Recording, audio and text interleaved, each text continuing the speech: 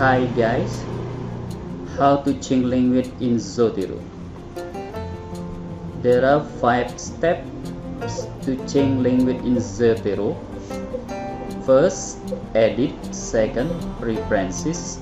Then go to advanced language. Select your language. Restart. Okay, let's go. Click edit. Then go to preferences here and click preferences. Here you have option general, sync, share, export, site. Select advanced. Yeah, okay, click advanced.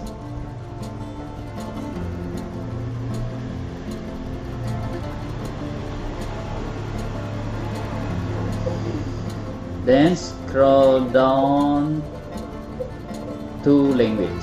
Here on the left we have a language. Select your language. Which one do you want to change the language to? For example, here I choose Arabic. Okay, Arabic language. To make the language take effects, we should restart now. Here, restart now. Click restart now.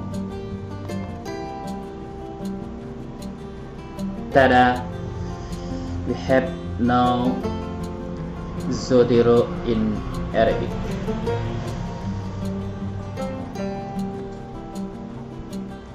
Thank you for watching.